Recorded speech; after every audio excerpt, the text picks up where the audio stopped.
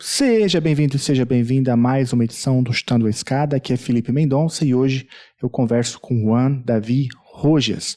O Juan fala com a gente lá de Miami e ele é um latino-americanista, estuda aí a América Latina, tem escrito inúmeros textos, vários textos em diversos lugares importantes, como American Affairs. Ele também é colunista da Compact Magazine. A gente vai deixar, inclusive, alguns textos dele que a gente cita no episódio, inclusive, na descrição do episódio.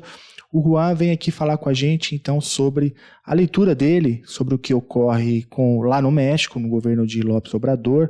E ele também fala para a gente um pouquinho sobre como ele acompanhou os movimentos recentes da política brasileira. Então, vale a pena vale a pena ouvir até o final para a gente pensar desenvolvimento e contradições tanto no México quanto no Brasil.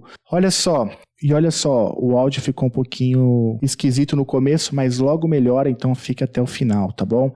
Eu também preciso te pedir para entrar lá no nosso site, o www.chutandoaescada.com.br, e veja lá as formas que existem para apoiar o Chutando a Escada. É muito importante o apoio de todos e todas para manter aqui o Chutando a Escada funcionando adequadamente, produzindo toda semana conteúdo de relações internacionais de forma gratuita para você. Vale a pena então contribuir se você puder, claro. Se você não puder, vale a pena também mandar, compartilhar, porque isso ajuda demais. Olha só, então vamos para o papo? Então com vocês, Juan David Rojas, latino-americanista que fala com a gente sobre desenvolvimento e contradições no México e no Brasil.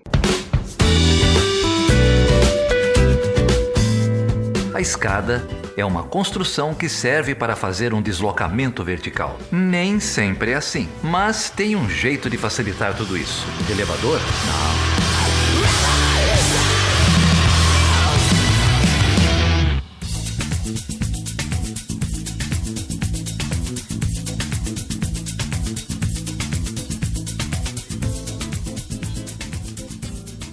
Bom, Juan David Rojas, que alegria ter você aqui. Obrigado por topar conversar comigo. Estou muito feliz de ter você aqui. O Juan, ele é colunista de uma revista bastante importante. Eu recomendo que os ouvintes que não conhecem, por favor, acessem. A gente vai deixar o link da revista na descrição, que é a Compact Magazine. E lá você tem a cobertura, tem inclusive podcast, né? Na revista, falando sobre diversos temas. E o Juan, um grande especialista em política internacional, tem acompanhado a política latino-americana e escrito por lá, mas não só por lá, né? Hoje mesmo a gente vai conversar sobre alguns textos que o Juan publicou na American Affairs, um sobre o México, outro sobre o Brasil. Enfim, Juan, muito obrigado, cara, por conversar comigo. Estou muito feliz. Obrigadão. Muito obrigado por me convidar ao Chutando, Felipe. Não, a honra é toda minha. Olha só, você tá falando agora de Miami, é isso? Sim. De Miami. Você tá como a gente diz aqui em off, no coração da extrema-direita do continente americano. Como que é? O que você está fazendo aí? Como que você tem se desenvolvido seu trabalho aí? Me conta sobre um pouco isso que você quis dizer aqui nos bastidores sobre o que Miami representa para a América Latina. Pois, sim, tá boa a pergunta. O Miami dizem que é a capital da América Latina, pelo menos aqui nos Estados Unidos, mas, como falou, né... Nestas épocas é um pouco mais como a capital da direita latino-americana. Portanto, a minha experiência aqui, eu nasci na Colômbia. Meus pais chegaram aqui quando eu tinha como 4 anos. E, bom, não sei, eu viajava para a Colômbia, para o México e sempre tinha um interesse na região, né? Mas no meu interesse acadêmico, jornalístico, eu sempre tento, não sei, dar uma olhada para o público americano aqui sobre coisas que não necessariamente conhecem sobre a região, seja da política na esquerda e na direita. Então, eu falei isso em outro podcast. Aqui, a tendência é especialmente pela influência cubano-americana, de que todo tudo que acontece nesse hemisfério tem a maior importância sempre é o que prejudica ou ajuda o regime cubano. Então, é uma visão bem simples, né? Então, tem outras perspectivas. Não, mas bem interessante, porque de fato Miami ocupa um lugar de destaque, né, nas elites latino-americanas, na elite brasileira, por exemplo. A gente vai falar bastante de Bolsonaro, mas, enfim, o bolsonarismo tem em Miami também um grande centro, né, intelectual, um horizonte, né, algo que se almeja, algo que se vislumbra, inclusive nessas trocas entre conservadores, né, e de troca de ideias, não só Miami, a gente sabe, mas Miami tem esse lugar, né, de destaque nas elites, tanto das extremas direitas, mas também essas elites liberais, né, sei lá, a lá Paulo Guedes, né, que, sei lá, passa férias em Miami, vai para Miami, espirrou, cai em Miami, né, ou do lavajatismo também, enfim, Miami ocupa mesmo, eu achei interessante você falar isso, né, a capital, como que você falou? Capital da direita, né, latino-americana. É interessante, e você tá num furacão de estudo e olhando, portanto, para América Latina, um olhar bastante atento, por isso que eu estou bem feliz de te entrevistar aqui hoje. Olha só, são muitos temas que eu queria te perguntar, mas eu queria começar pelo México. O México é um país que aqui no Cone Sul a gente olha com muita curiosidade, né? Não só porque o tamanho que tem, a importância que tem, ou o lugar onde está, né? Ali fazendo fronteira com os Estados Unidos, mas também pelo que os mexicanos produzem, né? Os intelectuais mexicanos produzem sobre relações internacionais.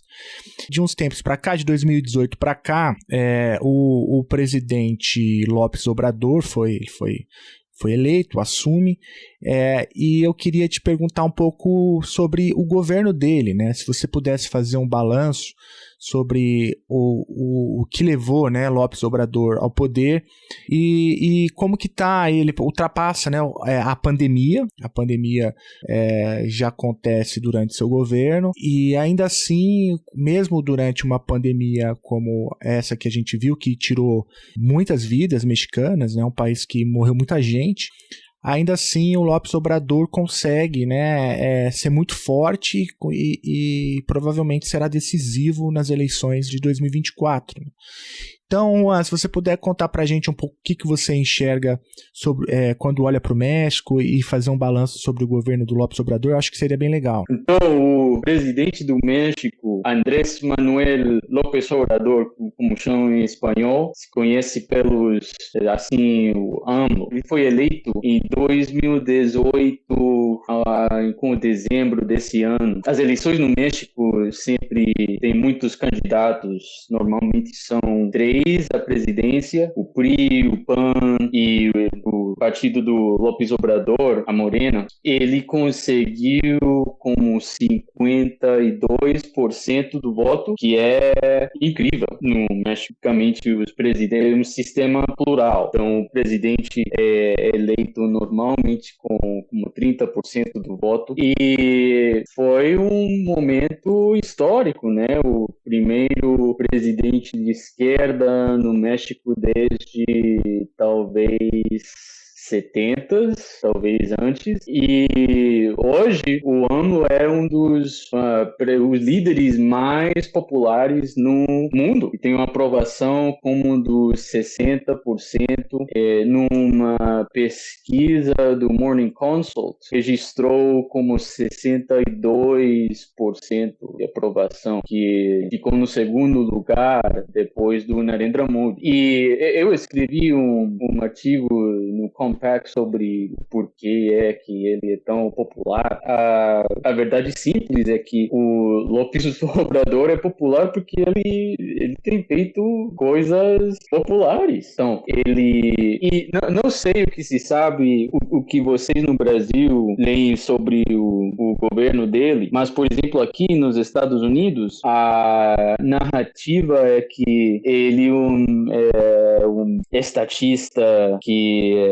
não respeita a propriedade privada, que ele não conhece de temas da economia. E a lógica dele é outra. Ele é de esquerda, mas ele tem um populismo, um estilo parecido àquele do Trump. Então ele tem o que chama as manhaneiras, que são as conferências todos os dias televisadas, onde ele fala sobre as conquistas do seu governo e frequentemente ataca jornalistas e intelectuais. Ele é visto pelo povo mexicano como sua voz, como a voz do povo. Mas as razões pela popularidade dele tem a ver, por exemplo, com que ele subiu o salário mínimo do seu governo como 12 vezes. Acho que apenas neste ano foram 2 vezes, e o salário mínimo mexicano foi de ser um dos mais baixos na América Latina a ser agora um dos maiores. Então, para o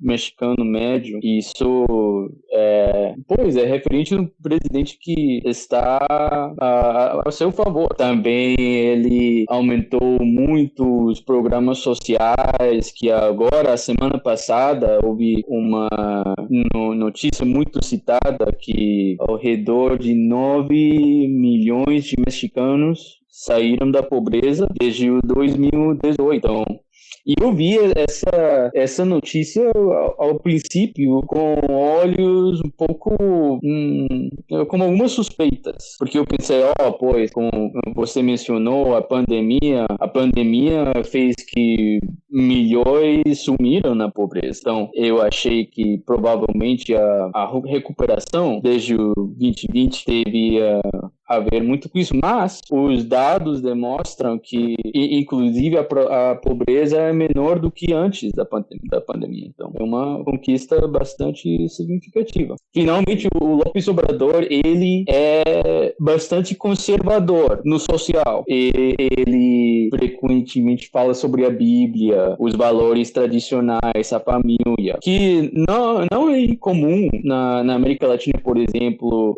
Para mim, o López Obrador se compara muito com os presidentes da Bolívia, o Luiz Arce e o Evo Morales, tanto nesse aspecto conservador social, como também no nacionalismo dos recursos econômicos. Então ele vê os recursos e a indústria mexicana como o maior valor do país, que tem a ver também com que chama o seu nacionalismo energético, que ele quer renacionalizar o setor da energia no México depois de que o Peña Nieto, presidente anterior dele, privatizou o setor. Bom, olha só, Juan, você, ao se referir então ao governo do López Obrador, você menciona que ele tem uma face, né, que é uma face nacionalista, portanto se referindo, até comparando, né, o López Obrador com o Evo Morales na Bolívia e tal.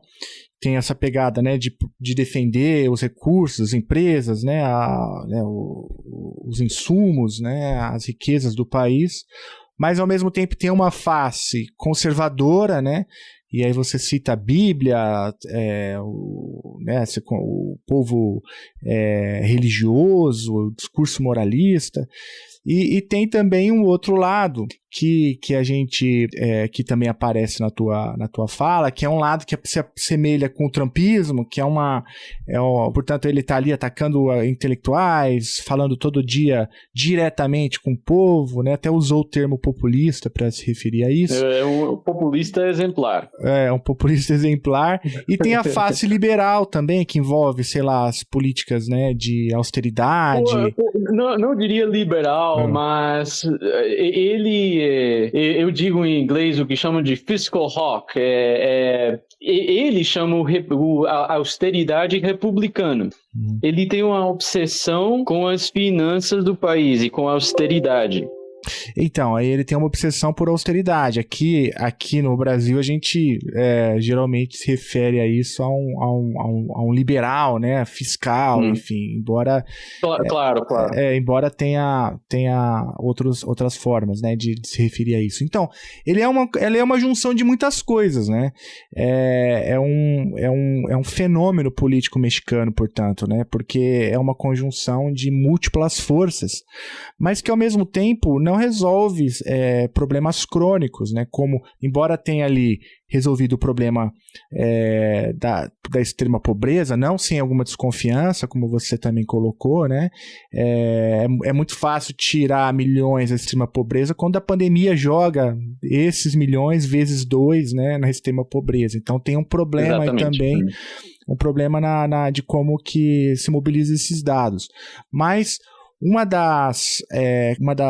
até onde, pelo que eu me lembro, assim, de acompanhar, um dos pilares da quarta revolução, né, seria justamente o combate à corrupção e ao crime, né? E por aí, pelo menos pelo que a gente acompanha aqui do Brasil, não teve avanços significativos, né? Continua sendo um fracasso. É um fracasso, né? O que você tem a dizer sobre isso? Pois, como eu escrevi sobre esse tema ao final desse ensaio do American Affairs, e são problemas sérios. Claro, no mundo, o México é muito conhecido pela sua violência, os cartéis criminais da droga e sua corrupção. Bom, pois... No caso da corrupção, ele tem algumas conquistas, mas tendem a ser superficiais. O arresto do Lozoya, que foi o presidente do Pemex, acusado de graves atos de corrupção, mas se vermos os rankings dos tanques de pensamento que fazem pesquisas massivas sobre percepções sobre a corrupção, a taxa na que o mexicano, por exemplo, precisa dar propina para um policial é alta. Então, ele tem uma retórica sobre a corrupção, mas os dados demonstram que, na verdade, não vem conquistado muito. No caso do crime, inclusive, a taxa de homicídios no México vem um pouco estancada, mas muito elevada. E eu escrevo, isso tem muito a ver com a guerra contra as drogas no México. Antes da presidência do López Obrador, o presidente Felipe Calderón decidiu utilizar o exército para combater o crime e os cartéis da droga. E o resultado disso foi que a violência aumentou. Claro, pois antes, baixo o PRI, a ditadura de partido do México, durante quase todo o século XX, o México foi governado pelo Partido Institucional Revolucionário, que é um nome bem engraçado, né?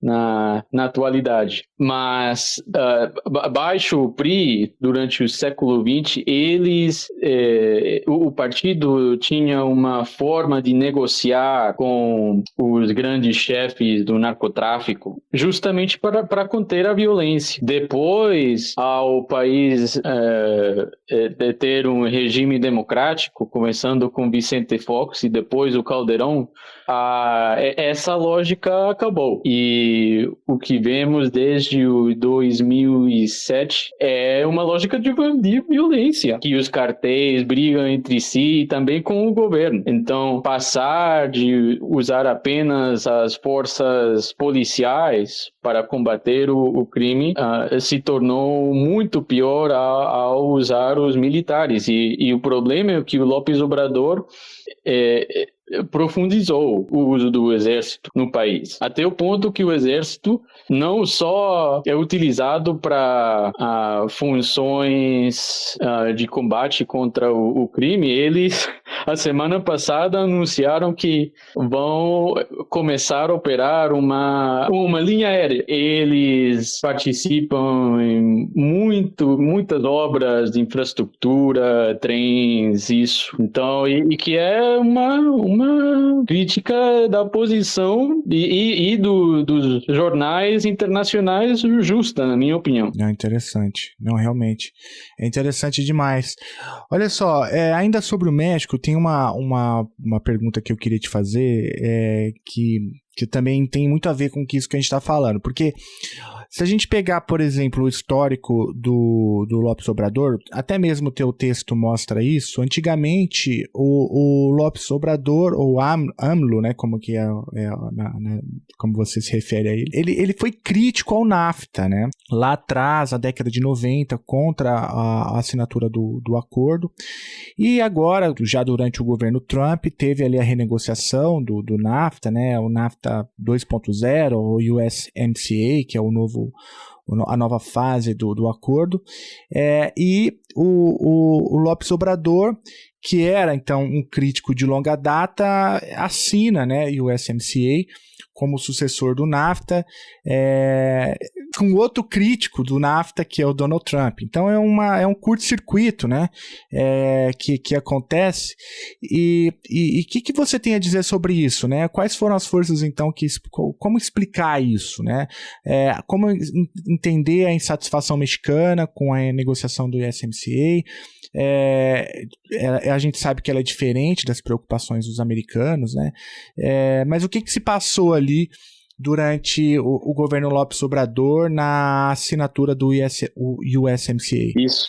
É um tema interessante, pois eu que moro aqui nos Estados Unidos, o problema que se diz sempre como NAFTA aqui é que, como resultado, os Estados Unidos perderam como 1 milhão de trabalhos de manufatura para o México, que não tem alguma validez. Mas o problema é que, o setor de maquilas de manufatura no México teve uma subida, um aumento nos anos 90 como resultado do NAFTA, mas o México teve seus próprios problemas como resultado desse acordo no setor agricultor, especificamente com os pequenos agricultores. O NAFTA estipulou que, claro, para acabar com as barreiras comerciais, os Estados Unidos poderiam exportar produtos da agricultura subsidiados para o México. E isso arrasou com a indústria nacional da agricultura pequena no México. O resultado foi que mais de 1 milhão de mexicanos não conseguiam se sustentar no setor agricultor e como resultado, pois, pense para onde foram, para aqui, para os Estados Unidos, para ser empregados justamente por essas empresas que os deslocaram no primeiro lugar. Eles voltam então para os Estados Unidos para produzirem lá como imigrantes. Claro, é o começo do fenômeno da imigração ilegal aqui ao país. Mas anos depois, como falou o Trump e o AMLO, chegaram a esse acordo para reajustar o NAFTA, agora com o TMEC, que teve algumas melhoras. O acordo atual é melhor do que o NAFTA. Moderadamente, não é um grande sucesso, mas e o problema com o México é que a negociação para o TMEC aconteceu baixo o Peña Nieto. O López Obrador maiormente aceitou o que já foi acordado. E agora é engraçado porque o governo do AMLO tem problemas sérios com o governo Biden enquanto sua política energética sobre a que falei. O caso é que, baixo as condições do acordo, o governo mexicano teoricamente não pode favorecer empresas mexicanas por acima das estrangeiras, que é o que o governo está fazendo. Tá, e o Biden acusa o López Obrador de violar o acordo. Uhum. O que provavelmente de fato ocorre. Pode ser. O que é o problema de ter um acordo, né, desse tipo com uma superpotência, né, com tanta disparidade, né. Claro, e espero não ofender, mas tem alguns paralelos, por exemplo, com o tratado entre o Paraguai e o Brasil sobre o Itaipu. Sim, não é ofensa alguma, é uma constatação, né. São países de tamanhos tão diferentes que é óbvio que um se impõe em qualquer mesa de negociação, né? Mas mesmo assim, pelo que você está falando, o López Obrador ainda tem uma política nacionalista de energia, né? Ele está comprando a briga com Biden.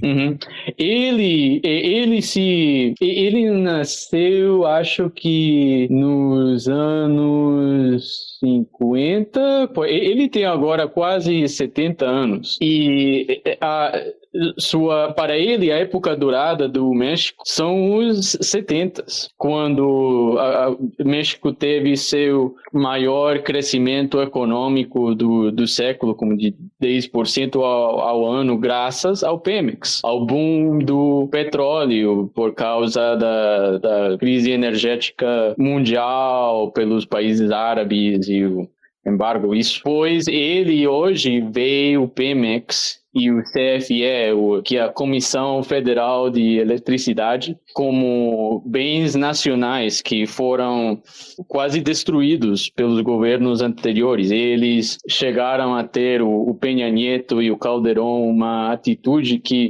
neoliberal, que a forma de resgatar o Pemex era liberalizando. Mas o engraçado é que podemos falar depois sobre isso, um pouco o inverso que aconteceu no Brasil. A liberalização do setor do petróleo no Brasil foi bom para a empresa. Geralmente, pelo menos hoje, a Petrobras, inclusive com os escândalos da Lava Jato, isso é uma empresa lucrativa, rentável. O Pemex tinha um monopólio sobre a venda do petróleo no mercado mexicano desde a nacionalização do presidente Lázaro Cárdenas até o 2014. Depois do 14, empresas como Chevron, Exxon, etc., Mayfield Energy entraram no mercado, mas isso não estimulou uma maior produção de petróleo. Ao contrário, a produção sumiu, e também o grado de investimentos também baixou. É paradóxico para economistas e observadores liberais.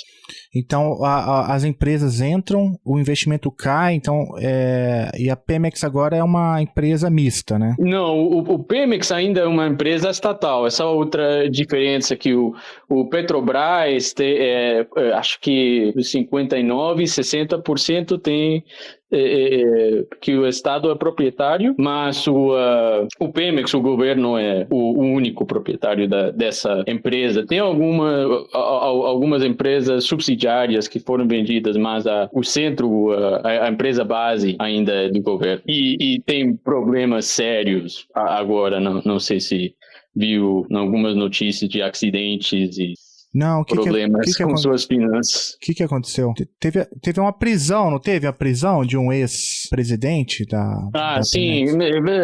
Sempre houve problemas de corrupção, mas a empresa teve um acidente horrível, uma explosão numa refinaria, acho que em junho, e perdeu como 3 milhões de galões de petróleo. Foi um desastre, e a empresa hoje é uma das maiores, tem uma dívida que é uma das maiores do mundo, como de 100 bilhões de dólares, algo assim. Mas como que ela contraiu essa dívida, Juan? Desculpa a minha ignorância, porque a empresa de petróleo faz dinheiro fácil, né?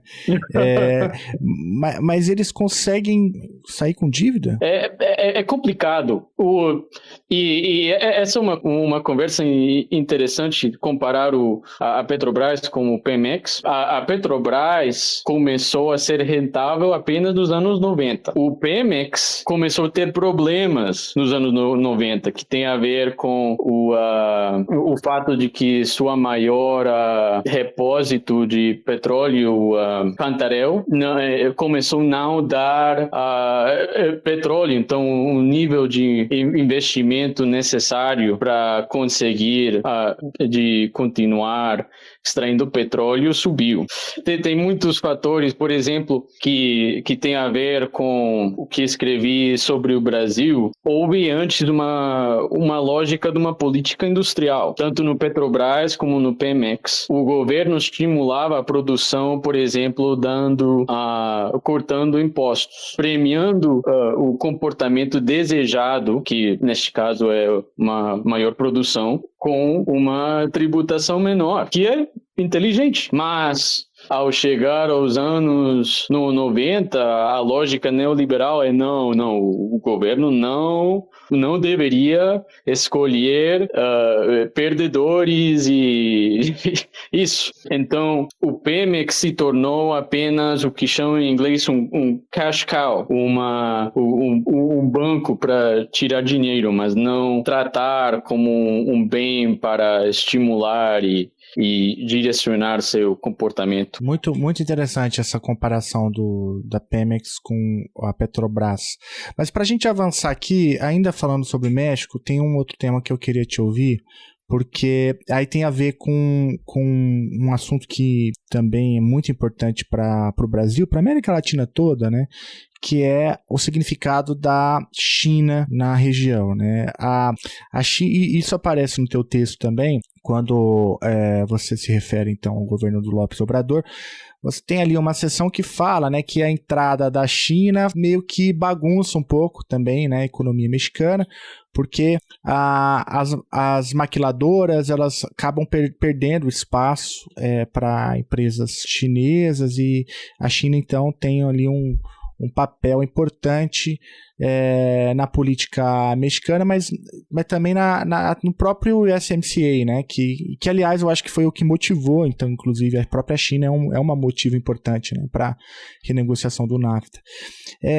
Como que você tem visto esse debate sobre a presença chinesa no México e o impacto que isso tem na relação bilateral entre México e Estados Unidos? Claro, é fascinante porque o México foi o único país que não se beneficiou da entrada da China à Organização Mundial do Comércio, o WTO. Enquanto o Brasil, por exemplo, teve seu boom do commodities durante os 2000, claro, e o resto da região vem exportando produtos minerais e agricultura para a China, o México teve o problema inverso, porque o México era... O engraçado é que o México se industrializou durante os 90, não durante a metade do século XX como o Brasil, e o resultado foi que quando o México teve que competir com produtos como exportações chinesas de manufatura, não conseguia, e os produtos chineses eram evidentemente melhor. A realidade também, o triste é que o México, quando falamos sobre a América Latina como uma região econômica, temos geralmente 3 regiões. A América do Sul, que exporta bens minerais, de agricultura, o Brasil e a Argentina, a soja, o Chile, níquel, etc., ouro. O Caribe e a América Central, que se especializa em turismo e serviços de finanças, e o México, que tem um setor de manufatura importante, mas esse setor consiste essencialmente apenas na montagem de produtos para exportação aos Estados Unidos. O México não tem suas próprias empresas de manufatura. Se compararmos com a Coreia do Sul ou o Japão, esses países têm Samsung, Sony, etc. México não tem isso. Não me lembro exatamente do número, mas das 10 maiores empresas do país, apenas 3 participam diretamente no setor de manufatura. O resto são bancos, telecom. É meio esquisito, porque a narrativa desde o neoliberalismo para o resto da América Latina sempre era que o Brasil e a Colômbia não deveriam se preocupar da industrialização. Os serviços, o service sector é o futuro. Mas no caso do México, os neoliberais queriam um setor de manufatura, mas ao final não ajudou muito ao país. O país hoje, desde os anos 80, tem um crescimento econômico de 1 a 2%. E no teu texto você menciona, entre outras coisas, as reformas, né, trabalhistas que o López Obrador tem feito por lá, e eu queria te ouvir um pouquinho sobre isso. O que você tem lido sobre, o que você tem pesquisado sobre essas reformas? Bom, é um aspecto do López Obrador que não é muito mencionado fora do México, mas é importante mesmo que, tal como eu mencionei, ele é muito popular pelo fato de que o governo da Morena subiu o salário mínimo tantas vezes. Também as reformas trabalhistas do governo vem mudando a vida dos trabalhadores mexicanos. Por causa de décadas do neoliberalismo, desde os anos 90, as leis trabalhistas foram reformadas, por exemplo, para permitir o outsourcing, como fez o Temer. E o resultado foi que trabalhadores, por exemplo, não conseguiam receber bônus e outros benefícios médicos, etc. O partido do López Obrador conseguiu reverter essas reformas, tal assim é um fator que explica muito também seu apoio popular. Muito interessante. Vamos olhar com calma aí, 2024 vai ser um ano importante pro México, né? Vamos ver o que vai acontecer. E para os Estados Unidos também. Também. O Trump volta, Juan? Uhum. Ele volta? Você acha que ele tem chance? Para mim, ele tem uma probabilidade dos 50%.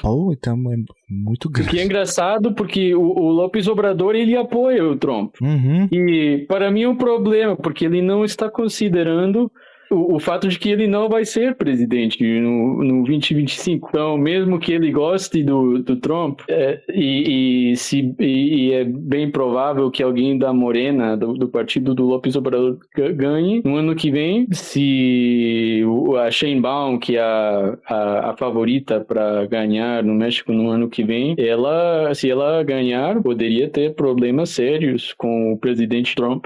Pois é. 2024 promete. O Chutando a Escada conta com apoio financeiro dos seus ouvintes. Para saber mais, acesse chutandoaescada.com.br/apoio.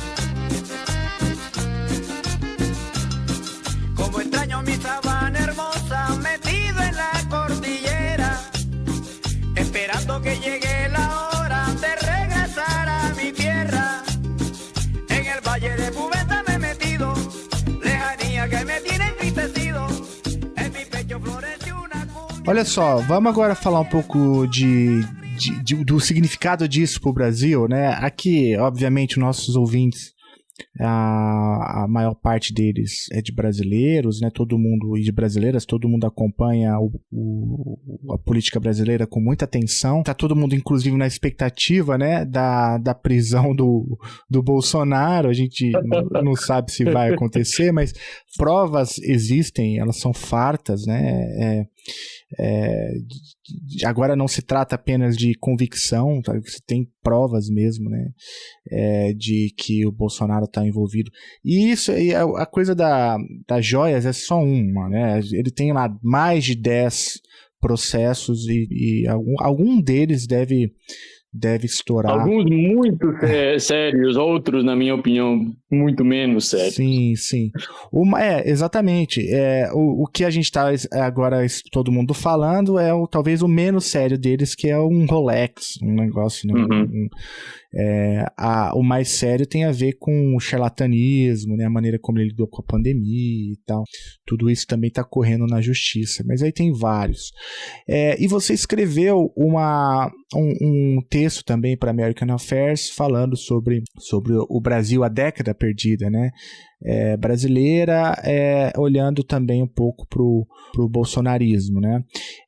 E aí eu fiquei muito interessado em ler esse texto, porque é bom às vezes, né, ver o que está se falando do Brasil, sobre o Brasil, com esse olhar de fora, porque aqui a gente está todo mundo vivendo isso o tempo inteiro, né? E muitas vezes a gente perde de perspectiva os quadros mais gerais, né? E por isso que é interessante começar a conversa pelo México, porque boa parte, né, do que a gente estava conversando agora sobre o México também, de certo modo, acontece no Brasil, né? Você tem ali a pandemia que traz problemas avassaladores, você tem crise econômica, crescimento baixo, né? Você tem aumento da pobreza, no caso brasileiro, você tem setores nacionalistas, liberais, conservadores, e tudo isso, esse grande caldeirão, né, de questões. Mas, transformando isso numa pergunta, o que você trabalha nesse texto e como que você tem visto aí o Brasil? Bom, pois, passando agora para o Brasil, deveria primeiro me desculpar por meu português, que acho que muitos ouvintes vão reconhecer a influência do espanhol e do inglês, mas o teu português está ótimo. Meu primeiro podcast completamente em português. Então, mas sobre a pergunta, o Brasil é fascinante porque nos setores intelectuais, aqui nos Estados Unidos, há uma opinião que, vejam, o Brasil é como os Estados Unidos, sempre tem alguma reflexão sobre o que está acontecendo aqui e lá. O janeiro 8-1 e o janeiro 6 aqui nos Estados Unidos, o Bolsonaro, o Trump. Mas, como falei no começo do podcast, o que eu queria fazer ao escrever esse artigo, esse ensaio, pelo menos na primeira parte, era ressaltar coisas que muitas pessoas aqui não conhecem. Então, por exemplo, o fato de que o Bolsonaro, durante a maioria da sua carreira, não era liberal. Ao contrário, ele era muito crítico ao FHC. Acho que ele falou que queria matar, e não me lembro. E o círculo, como o Bolsonaro, ao final, traicionou as maiores conquistas do seu amado regime militar. É engraçado, mas também, pois o Brasil tem outras diferenças importantes. A visão aqui é que a América Latina e o Brasil é como um espelho do que os Estados Unidos poderiam se tornar no futuro, mas também tem diferenças importantes. Por exemplo, muitos analistas aqui notaram o fato de que no Rio de Janeiro, por exemplo, no sul e sudeste do Brasil, o Bolsonaro era popular no campo e o Lula na cidade. Especialmente, acho que no Rio ele ganhou no Copacabana e o Bolsonaro nas favelas, né? Mas, no resto do país, a outra metade do país, o norte e o nordeste, o fenômeno político é o inverso. O Bolsonaro ganhava nas cidades e o Lula no campo. E algo que não se vê nos Estados Unidos. Aqui o país é muito mais uniforme. A força política do Partido Republicano é nas zonas rurais. E os democratas conquistam mais nas zonas urbanas. É interessante, né? O Brasil tem muitas especificidades, de fato, né? E tanto que a gente está tentando entender até hoje o que tudo isso significa, né? E essa comparação com os Estados Unidos, ela acontece o tempo inteiro, e a gente já pode até falar um pouco mais sobre isso, mas antes de explorar um pouco essa comparação, eu queria te perguntar ainda sobre o teu olhar, né, sobre o Brasil, como que você tem visto e lido aí nos seus diálogos, né, com seus colegas, o governo de Lula III, né? O governo de Lula agora se coloca, ele tem uma postura internacional bastante diferente, né, do seu antecessor, inclusive muito crítico, né, à política externa estadunidense, muitas vezes, né, se referindo aos Estados Unidos de maneira crítica, com críticas pesadas ao dólar, né, e também tentando, de algum modo, reaquecer a integração regional, né, no hemisfério, né.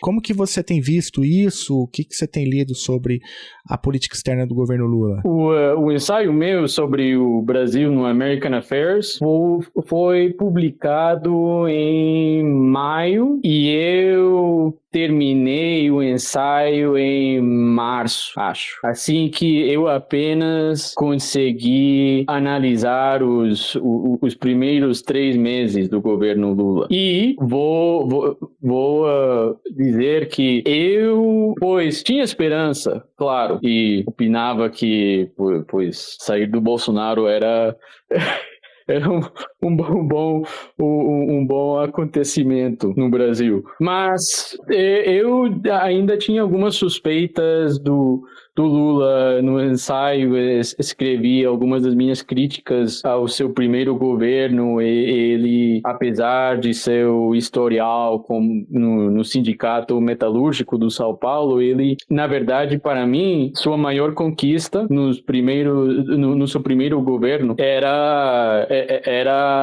o controle sobre o desmatamento na Amazônia. E, bom, pois ele presidiu sobre o boom dos commodities, mas, pois, como falamos, isso foi algo que aconteceu na região toda, assim, que não era tanto o resultado dele. Mas, vou dizer que no que vem desde março, acontecendo no governo Lula, eu gosto bastante. Ele, para mim, parece ter um enfoque muito maior na industrialização do que eu pensava. Ainda são passos pequenos, mas vejo a intenção para reverter a caída do setor automotivo no Brasil. E também aqui o Lula fica presente nas notícias pelo conflito na Ucrânia.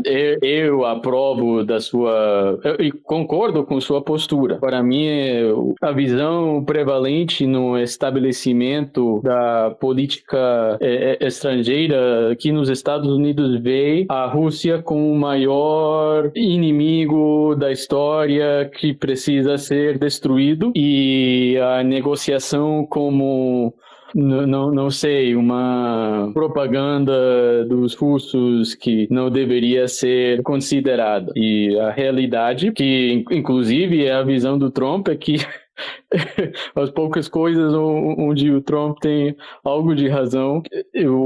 Na Ucrânia, nesse conflito, estamos correndo um risco muito grande nuclear. Como o Trump, ele mesmo falou que queria parar a morte de mais russos e ucranianos. Isso é uma visão compartilhada por muitos ao redor do mundo, fora do norte global, pelo menos. Então, eu gosto muito da visão não alinhada e multipolar do Lula. E ele não é anti-americano, ele apenas tem uma posição pragmática que o Brasil deveria sempre ter o maior interesse no interesse nacional, não o que quer os Estados Unidos. Ô Juan, última pergunta aqui, eu sei que a gente está no limite do tempo, eu acho que os seus 2 últimos textos, né, na Compact, trata de 2 figuras que apontam para direções opostas, né? Uma delas enfim, diz respeito ao que aconteceu na Argentina, nas primárias, agora o Javier Milei. um sujeito extremamente extravagante, eu não sei como definir, né?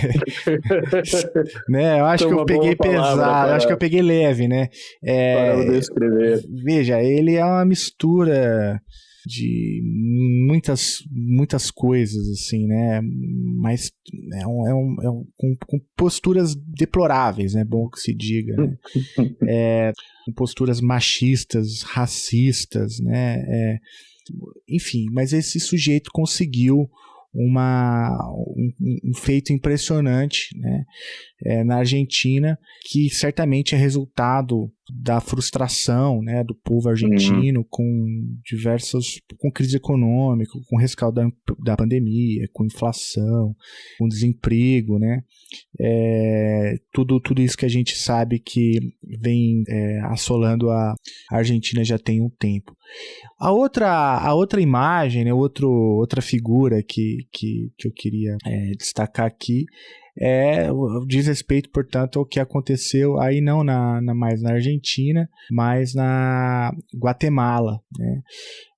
Com a eleição do Bernardo Arévalo, né, como presidente da Guatemala, com cerca de 60% dos votos, se eu não me engano, que é um sujeito aí já de esquerda, né, de centro-esquerda, né? Centro-esquerda, né? Talvez, e que com um partido que até então, se eu não me engano, era um partido que nunca tinha feito um presidente, né? Se me corrija se eu estiver falando alguma bobagem, mas e que coloca agora alguma esperança, né? Uma vitória do povo e tal contra as elites e tudo isso. Enfim, o que essas duas figuras nos ensina sobre os horizontes aí políticos da América Latina? América Latina. Uhum. Acho que os dois são exemplares da tese de não sei como dizer em português, anti-incumbency, do outsider, o povo, se revisamos as últimas eleições na região, na América Latina, sempre há uma inclinação do eleitorado de votar quem é contra o governo. Então, a segunda, o que chama o Pink Tide, a onda rosa, a segunda onda rosa, pois é o resultado de que há 5 anos a maioria dos governos eram de direita. Agora são quase todos de esquerda. Eu acho que em uns 2, 3 anos vamos ver outra vez outra onda conservadora. Então, mas, claro, temos as eleições na América Latina não sempre acontecem todas a mesma vez. Então, no caso da Argentina e o Brasil, por exemplo, o Alberto Fernandes foi elegido no 2019 e o Bolsonaro um ano antes. E agora, provavelmente, vamos ver alguém de direita na Argentina ganhar um ano depois do que o Lula ganhar no Brasil. Então, então é o caso que podemos ver algumas dessas diferenças. No caso da Guatemala, a conquista do Arévalo é um pouco mais especial. O regime da Guatemala é diferente, digamos. E é uma conquista principalmente do povo, porque no regime da Guatemala as elites conseguem pré-aprovar os candidatos para os que votam os guatemaltecos. Neste caso, o Arévalo simplesmente não foi considerado até o primeiro turno. E ele, antes do primeiro turno, tinha como uma intenção de voto como de 2%. Então, mas, voltando para o olhar macro da região completa, eu diria que a inclinação do eleitor latino-americano sempre vai ser de punir quem já esteja no governo.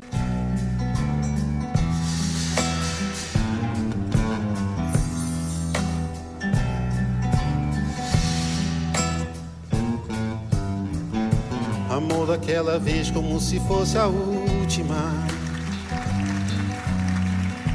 Beijou sua mulher como se fosse a última.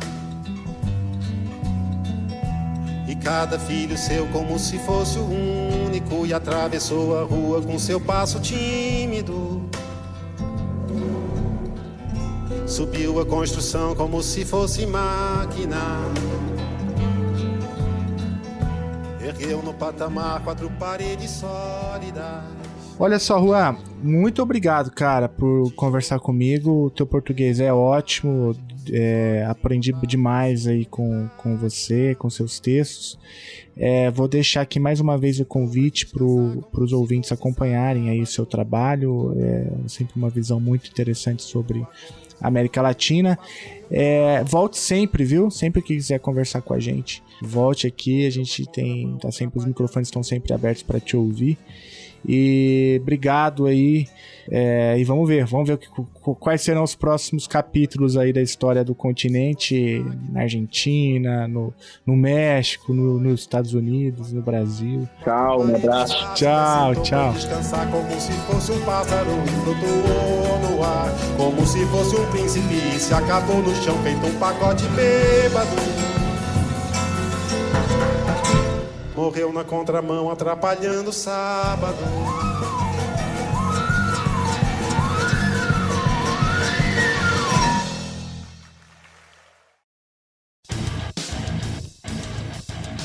Você acabou de ouvir mais um episódio do Chutando a Escada. Para apoiar, acesse chutandoaescada.com.br/apoio.